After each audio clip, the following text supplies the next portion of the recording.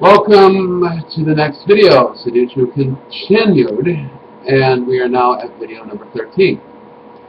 The question that I'm answering now is, how do we traditionally truly follow the correct way to celebrate holidays?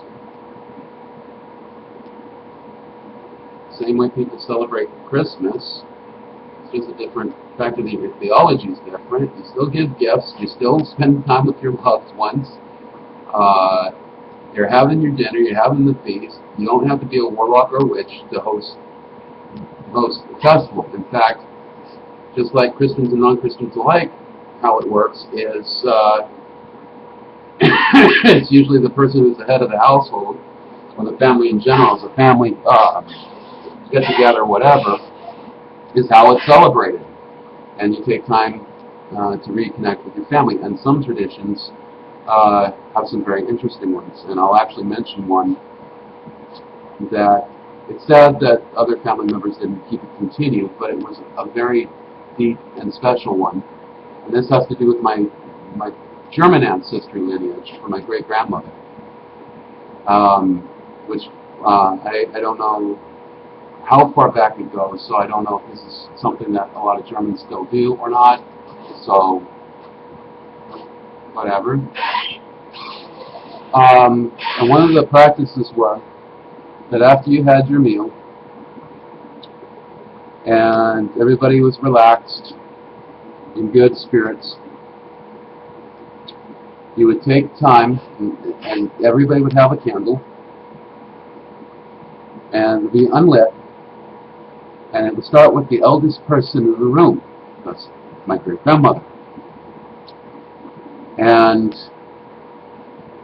that candle would be lit. And she would recount some things of her own life and the things that she loved about her family, her children, her grandchildren, and her great-grandchildren.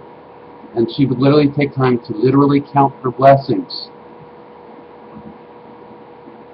And then, after she was done, she'd take the candle, and the next eldest family member, the candle would be lit. And the person would recount the blessings. So we had the tables, because, that's when it was actually a nice gathering. We had quite a few family members, relatives and extended family alike. And so anyway, it would go like this all the way down to the very youngest child. And then my grandmother would say, now look at this. Look at all the little flames. Look how much light has been made by it. Started off with me with just this one light. My husband, who I can hardly wait to actually see again. But I'm here for my family, to remind them of what's most important.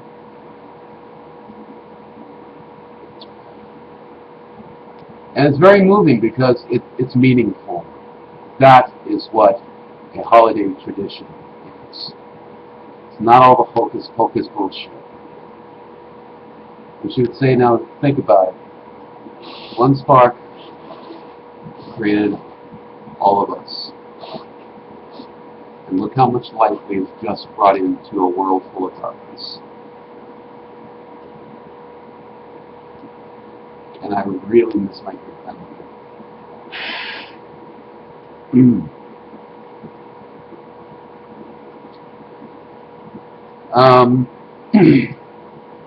Yeah.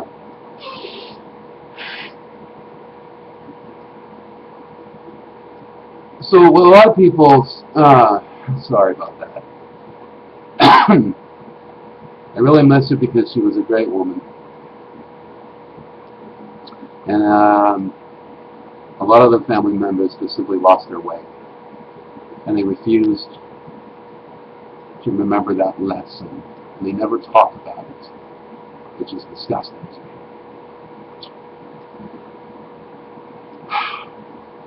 But I don't know if that is something that other German families do or not. I don't know if anybody else has that. But I passed that on to a couple other people that I taught about Sidutru. And that is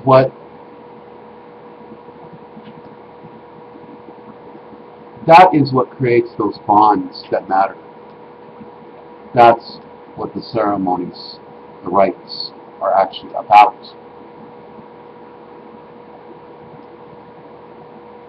A visual metaphor. That is spirituality. Spirituality is what connects the family and friends and the community.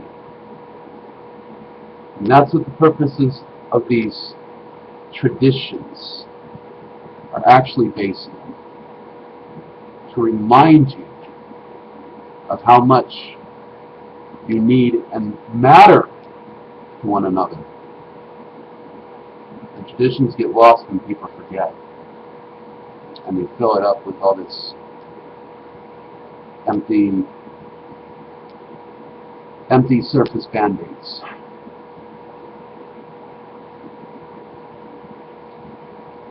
It's not going out there just reciting a bunch of things that sound pretty. It's about connections, reminding each other of those connections, and instilling the true sense of value for being alive. So even if you don't believe in the spiritual aspect of things, a simple gesture like that, somebody's going to remember it. Somebody's going to pass it on the right way. And if you find value in this during various holiday celebrations, be my guest to embrace that. Please don't corrupt it with a bunch of nonsense, because it's very, very meaningful.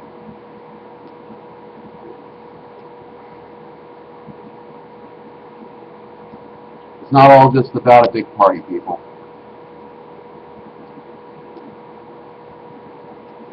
But no, you don't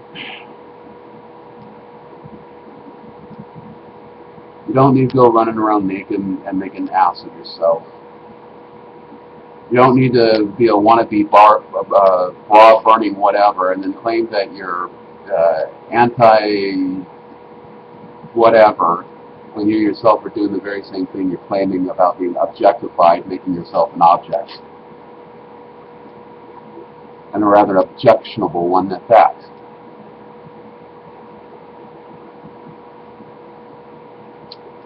And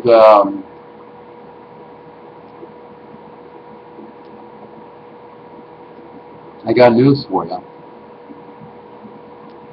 I actually learned from my great-grandmother more of the legitimate folklore. I passed down through that part of the family and all the rest of the shit that we see floating around today. And she even told me some of the pretty freaking scary fairy tales as they actually were. Stuff, I frankly say that stuff that I've read from the Brothers Grimm is still pale in comparison. But she did me the honor of not holding back and telling me it. And that's an example of an oral tradition. It's not written down. Just because it's written down doesn't give it meaning. It's put into practice and has value when it's put into practice. It gives it the meaning. If your beliefs are just something about celebrating youth looking sexy and playing in a Hollywood, you're not a warlock or a witch. If you don't have these kind of legitimate traditions, new or old, that actually have that, kills it. Some people will say things like, well, the ritual has to be effective or it kills spirituality. No. That is completely twisted around and backwards. spirituality is what gives meaning to the ritual and the ceremony, and spirituality is based in people. Right? It is based in people.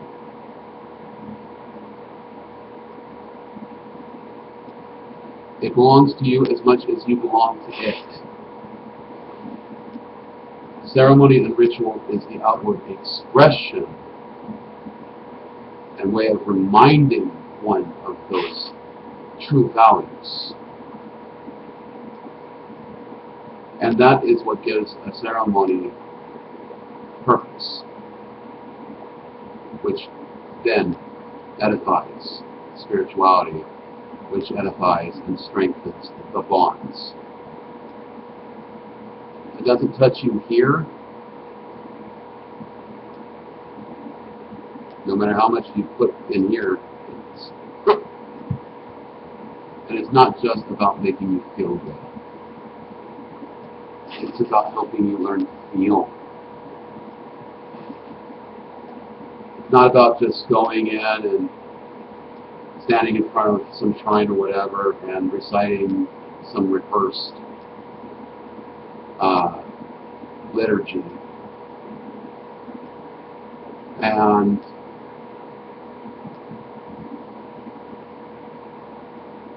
it's not even, like it or not, based in God specifically.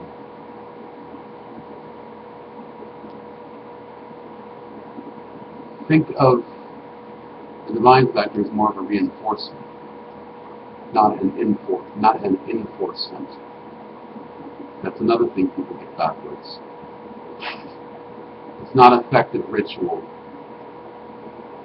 that brings spirituality. It's effective spirituality properly expressed through ritual. And ritual is as simple